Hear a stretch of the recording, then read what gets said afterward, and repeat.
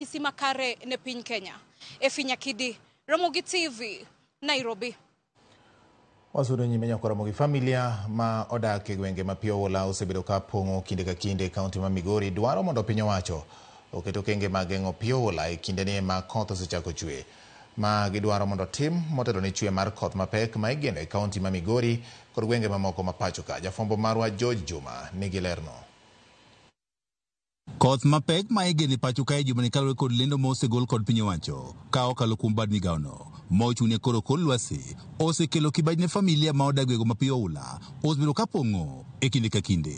Familia go mogeng kaka mago mag Modi, Nyora, Angugo, Sido kaachiel kod Konyango maduto giyudore e subkontinent ma Nyatike gin mago masani koro dak kod luoro kalore kod koth mapek ma igeno. Kata kaka nyalo timora sate asiko mana ka loko udi mag min wan ma mogi babo eno satho unge kamwa dhie wachalo mno ng'eche modak wiya wan gi tabu sana. Priska Chieng Moth en achiel kuom oganda gwego mag Nyatike ma pio osebedo ka daro e kinde ka kinde.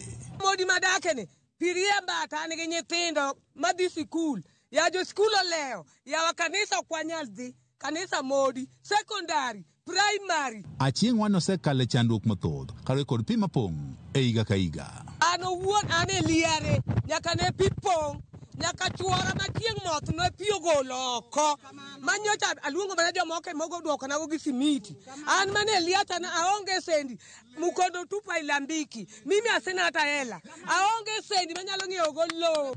Jomodak gwenge ma Pio osebedo ka koro pong'o higa ka higa ywak ni piny owacho kosebedo ka keto kenge makare mar konyogi e geng'o pong' mar pi ma bende osebedo ka koro darogi.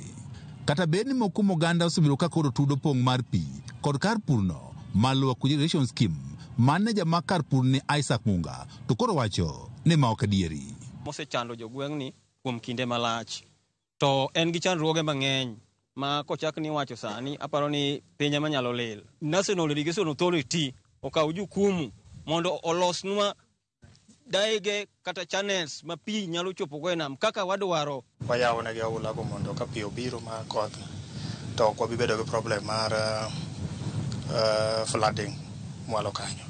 Kata sani endi nitiere tinga mosechako chodho wang' Oula go. Mwongo wan moko kuom yorego mag nweng'o mag oganda ma oting'o kunyo kuoyo gin moko kuom gigo eko ma osebedo ka koro kelo pong' mar pi e kinde ka kinde e gwego mag Nyatike. Tieri mantiere en ni pi mar irrigation tok nyal timo flooding kuondego. Pi matimo flooding en pi mar koth maaga malo Ndhiwa.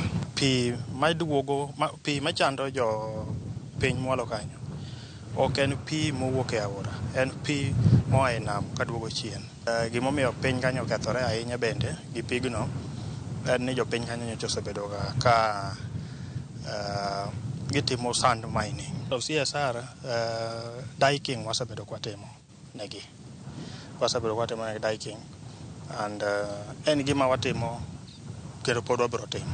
Oganda go modak gwenge bende Pio Oula osebedo ka koro daro ji ma oting'o mano ma Nyatike dwaro mondo koro piny owacho koro kunyegi ulni madongo manyalo tero pi nyaka nam Lolwe. donje watwa mondo ng'iwa kak wachandore ka mondo yawnwa gini odhi nyaka nam pi negowa yawnwa mondo lor tenwa odhi nyaka nam. Adwaro ni jogi ogonwa dike ma is upgraded weri gi chuodho moko ma gikawo to giketo kae to rawo biro nyono to after 3 to 4 days pi kalo ka donjo e kor mier. Wadwaro dike ma upgraded. Higa ka higa malo familia 600 mawuok e location ma Central Kadem e subkontinent ma Nyatike osebedo ka dar kendo dhi kuondego mag jot nikech pong' mar pi. George Juma, Ramogi TV, Migori. Kawere kod ma jo Migori wacho kotenore kod weche mag Pio Oula.